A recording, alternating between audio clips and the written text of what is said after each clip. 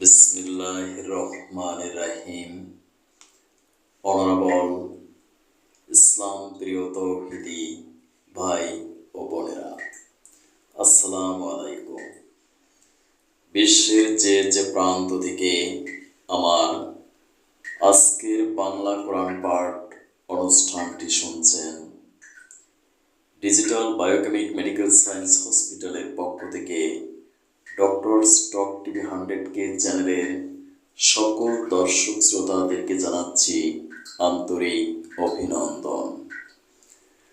আজ আমি পাঠ করব সূরা আল মুমিন, আয়াত 1 থেকে 10 পর্যন্ত।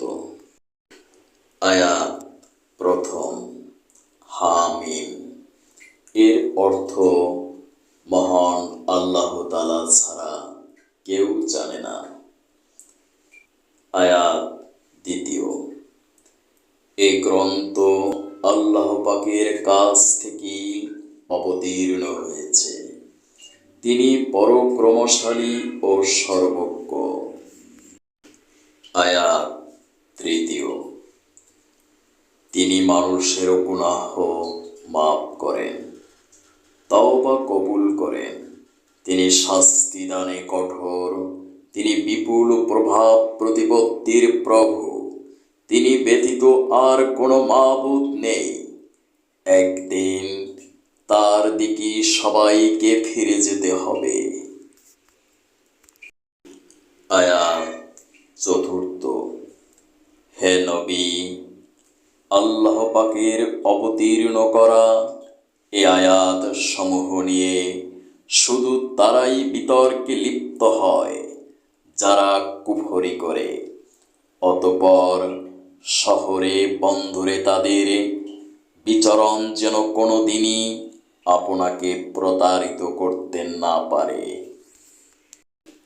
আয়াত 5, তাদের আগে নূহের জাতি সে জমানার নবীদের মিথ্যা সাব্যস্ত করেছিল, আবার তাদের পর অন্যান্য দলও নবীদের অস্বীকার করেছে।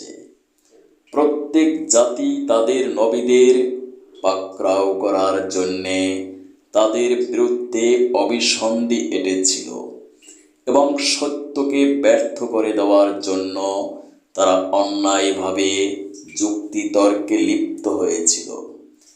পরিণামে আমিও তাদের পাকড়াও করেছি, যে দেখুন কেমন ভীতিকর ছিল আমার শাস্তি।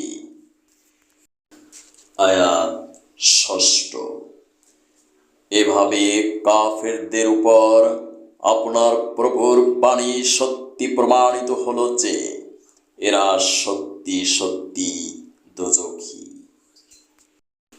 আয়াত 7, যেসব ফেরেশতারা আল্লাহ পাকের আরশ বহন করে চলেছে, যারা এর চারিদিকে কর্তব্যরত রয়েছে, তারা নিজেদের প্রভুর পবিত্রতা ও মহিমা ঘোষণা করে চলছে। তারা তার উপর ঈমান রাখে, তারা ঈমানদারদের মাগফিরাতের জন্য দোয়া করে।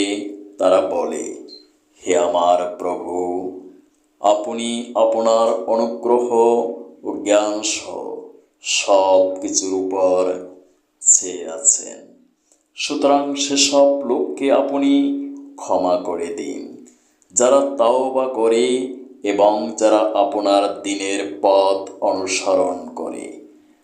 আপনি তাদের দোজখের শাস্তি থেকে বাঁচান।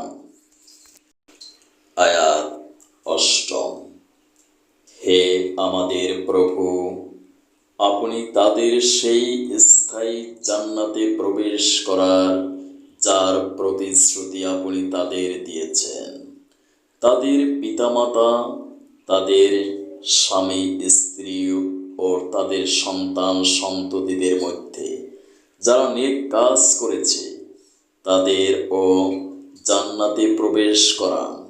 নিশ্চয়ই আপনি পরাক্রমশালী প্রজ্ঞাময়। আয়াত 9, আপনি কিয়ামতের দিন তাদের দুঃখ কষ্ট থেকে রক্ষা করুন। মূলত সেদিন আপনি যাকে এই দুঃখ কষ্ট থেকে বাঁচিয়ে দেবেন তাকে আপনি বড় বেশি দয়া করবেন। আর এটাই হচ্ছে সেদিনের সবচাইতে বড় সাফল্য। আয়াত 10। নিঃসন্দেহে যারা কুফরি করেছে তাদের উদ্দেশ্যে ঘোষণা দিয়ে বলা হবে, আজ তোমাদের নিজেদের প্রতি তোমাদের যে রোষ তার চাইতে আল্লাহ পাকের রোষ আরো বেশি। বিশেষ করে যখন তোমাদের ঈমানের দিকে ডাকা হচ্ছিল আর তোমরা তা অস্বীকার করেছিলে।